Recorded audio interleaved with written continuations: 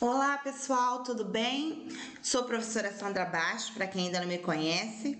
Estou aqui para descomplicar mais um pouquinho o conteúdo programático de português da prova de assistente administrativo da UERJ, que pegou muita gente de surpresa. Temos um outro vídeo em que eu explico os cinco primeiros tópicos, ok? E agora eu vou explicar mais 5. Vamos lá? Então esses são todos os conteúdos que serão cobrados na prova. E aqui eu tenho o item 6. Acho que é o mais tranquilo para vocês.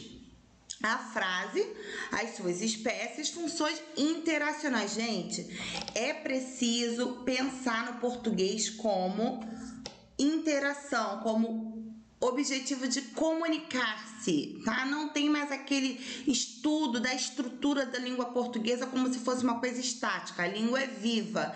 Isso tem que estar na mente de vocês, tá? O que mais importa é a interação discursiva, tá? Então, é muito importante falar de intencionalidade discursiva.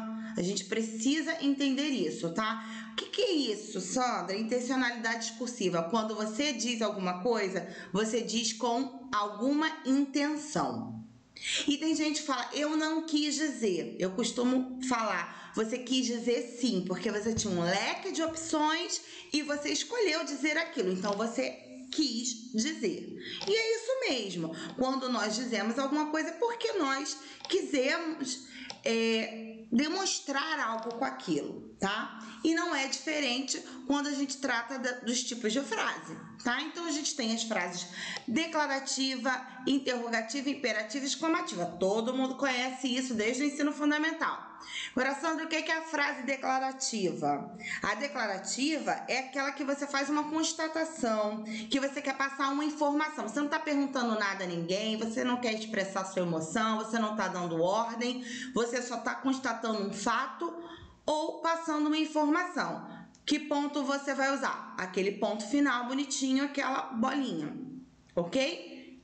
Pronto. As frases declarativas, elas podem ser afirmativas ou negativas.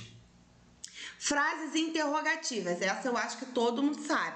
Quando você usa uma frase interrogativa, você quer perguntar algo, né, para outra pessoa. Então, você também espera dela uma resposta. Você vai usar o sinal de interrogação, correto?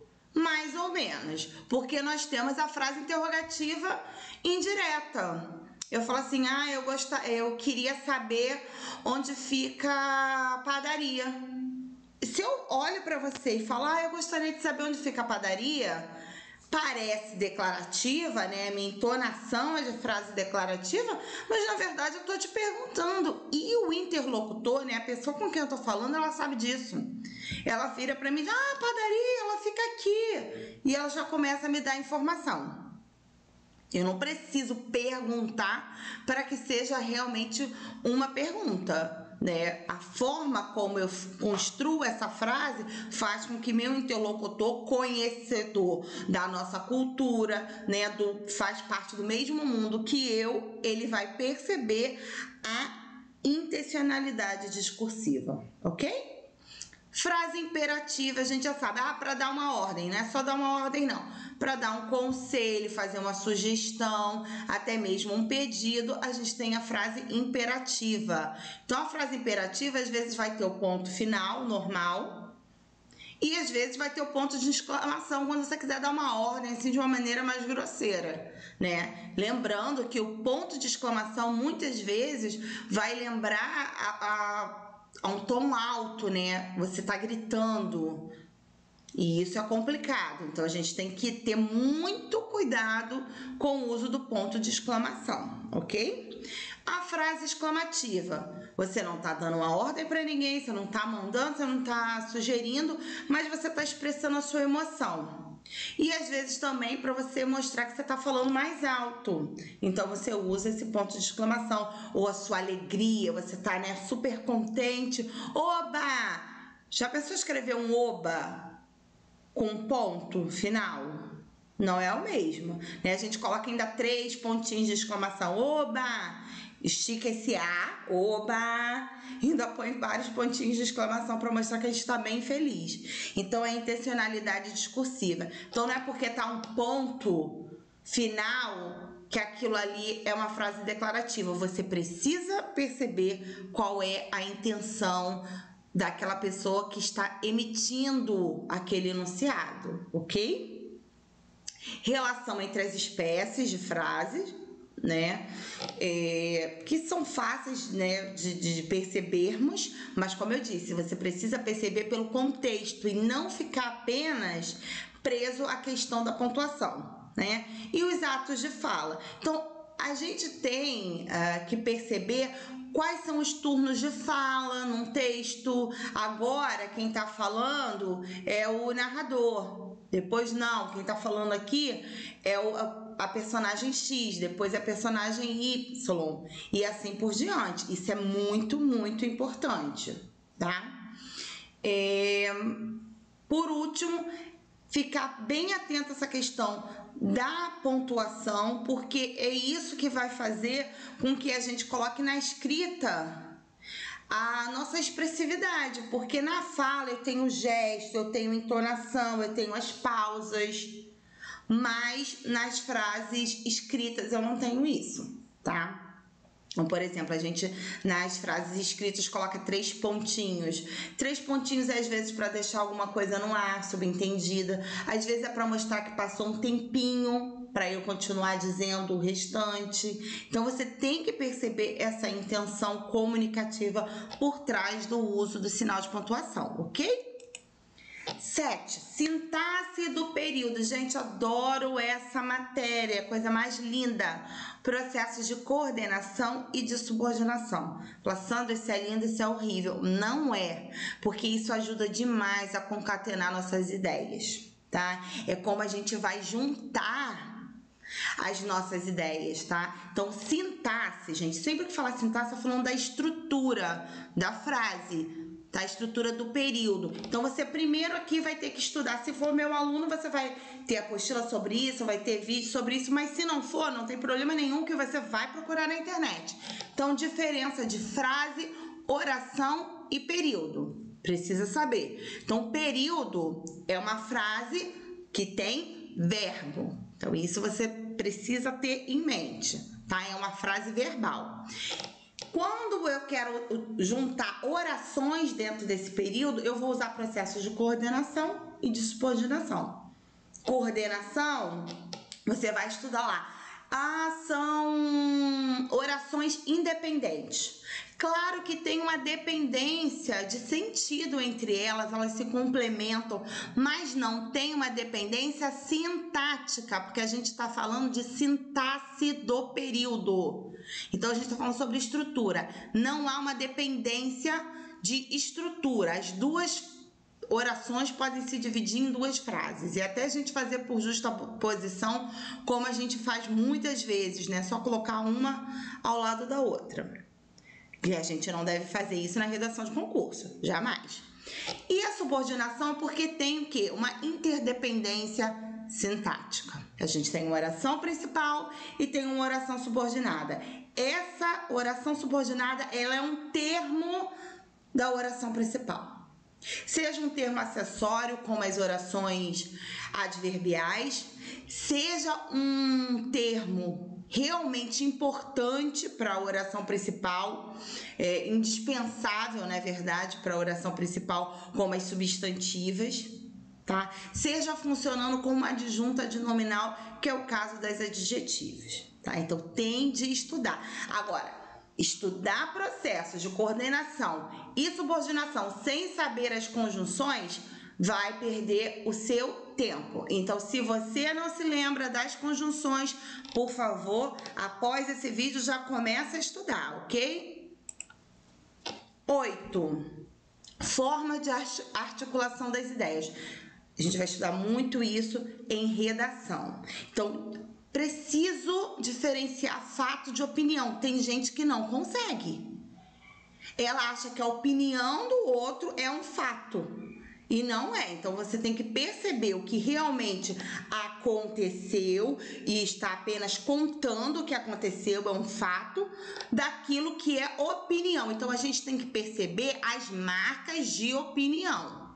Ok? Isso é muito importante. E a gente vai perceber isso por um advérbio, por um adjetivo, tá? Precisa ficar atento. Causalidade, né? Qual o motivo daquilo? Que conclusão chegou? Quais são as consequências? As comparações feitas? Os exemplos que são dados? A enumeração que tem tudo a ver com a gradação, né? Eu não sei se vocês se lembram o que é gradação, mas gradação é uma forma de você partir de um pensamento mais simples até chegar ao mais complexo, ou de um exemplo mais simples para chegar ao mais complexo, que a gente vai chamando de ascendente ou clímax, ou o contrário, você pega uma coisa que já é o ápice e vai dando exemplos mais simples sobre aquilo que é a gradação descendente. Tudo isso é feito pelo processo de enumeração, tá? A gente vai ter um vídeo falando sobre isso com mais detalhes, ok? ênfase, generalização, particularização, acho que o nome já é mais claro para vocês. E a contra-argumentação, que é riquíssimo utilizar esse recurso nas nossas redações. Porque se eu só uso os meus argumentos, parece que eu não conheço o outro lado. E quando eu trago os contra-argumentos, né, quando eu pego o meu argumento e argumentos contrários ao meu e eu crio ali uma discussão, eu mostro que a conclusão a que eu cheguei, ela é bem racional, ela é bem razoável, porque eu conheço os dois lados daquele tema, tá? Então é bem interessante utilizar a contra-argumentação. 9. Coesão textual. O que é coesão textual? Gente, o texto não é um apanhado de palavras soltas, a gente sabe disso. Precisa ter relação entre essas palavras. E a gente tem a coesão tanto no nível micro, né, dentro da frase, como dentro do parágrafo. As frases precisam ter coesão entre as outras, quanto os parágrafos também precisam ter coesão. Se o seu texto está daquele jeito que você pode pegar o terceiro parágrafo, colocar no segundo, o primeiro, colocar no último, não tem coesão nenhuma o seu texto. Então, vamos mudar, tá? O texto precisa estar amarradinho, de maneira que não dê para mexer. Tem que estar naquela ordem, tá bom? Então, coesão textual é isso. São formas de fazer ligação entre as partes do texto, de fazer referência sem ficar repetindo as mesmas palavras. Porque essa questão de ficar repetindo é na fala. Na fala é até um recurso retórico, né? A gente precisa repetir para que o outro grave mais, para facilitar isso no nosso interlocutor. Mas na escrita não, porque se o outro tiver dúvida é só ele reler, tá? Então a gente tem o processo de anáfora para a gente se referir a algo que já foi dito, e aí a gente tem uma gama de possibilidades, principalmente os pronomes anafóricos, né, que eles vão retomar algo que você já disse. Catáfora, que você vai se referir a algo que ainda vem, ainda tá por vir, né? Você tá antecipando. A gente tem muito o pronome isto, né? O pronome demonstrativo este, esta, isto, que você coloca para dizer alguma coisa, né? Principalmente quando a gente usa aposto. Retificação, né? A gente fala alguma coisa e depois a gente melhora, dá uma corrigida, né? Substituição, super importante. Elipse, vocês sabem o que é elipse? É supressão, omissão. Às vezes também é um processo coesivo. Não colocar nada naquele lugar, porque já é fácil para o leitor compreender o que se encaixa ali. Então, é redundante você usar alguma coisa ali, tá? A repetição, que ela pode ser às vezes necessária, tá? Não pode ter repetição, não pode ter repetição desnecessária. A redundância, que não necessariamente é a repetição, né? A redundância, muitas vezes, é você falar alguma coisa que não era necessário, porque já era fácil de compreender. E o uso dos conectores ou conectivos, né? Não somente conjunções, mas também preposições e também desculpa, gente. Desculpa, falei, tive que tomar uma água. Vamos lá. Perdão, então o uso dos conectores ou conectivos não é somente sobre conjunção, mas também as preposições, algumas palavras denotativas que a gente vai ver num vídeo mais adiante e pronomes também, tá? Então também são utilizados como conectivos. Coerência textual. Então, quando a gente fala de coesão, a gente está falando da parte mais gráfica, né? Dos recursos gráficos que vão juntar, que vão dar vão costurar as partes do texto. E a coerência, a gente está falando mais sobre o sentido. Um está totalmente relacionado ao outro. A falta de coesão muitas vezes vai provocar a falta de coerência no seu texto, tá?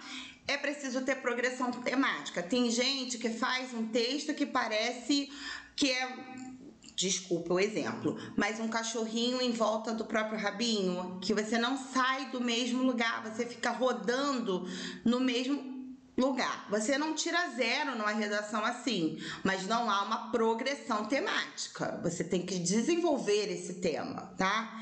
Informação dada, informação nova. Tem gente que só utiliza informação que estava no texto motivador. Isso é complicado, né?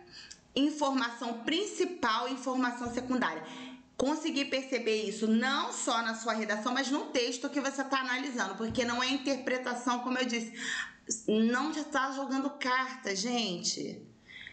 Tudo você vai perceber pelos recursos linguísticos que aquele texto te oferece, tá? São marcas linguísticas, até porque se eu interpretar de uma forma e outra pessoa interpretar de outra, o que vai fazer com que seja certo ou errado é quem consegue comprovar que tem as marcas linguísticas, os motivos para isso, tá? Então, informação principal, você precisa saber. Essas informações são secundárias porque elas estão sendo utilizadas para chegar a esta aqui, que é a maior. Esse é o tema do texto, é o tema central. Então, aqui tem a informação principal. Isso é muito importante. Eu tenho dificuldade para analisar o texto. Então comece a ler o mesmo texto mais de uma vez. Que você lê a primeira vez, você não entende muito bem. A segunda, você já vai percebendo as partes dele. Então, sempre tente ler, quando você está estudando para a prova, o texto pelo menos umas 3 vezes. Isso vai facilitar para que você, na hora da prova, não precise fazer isso, porque você não terá tempo. Tá bom? Então, por agora é só. No próximo vídeo, a gente vai ver o restante dos tópicos para a prova da UERJ, tá? Espero que vocês tenham gostado, que possam se inscrever, possam compartilhar e possam colocar também suas dúvidas, me dar um feedback sobre este vídeo, ok? Beijinhos, tchau, tchau!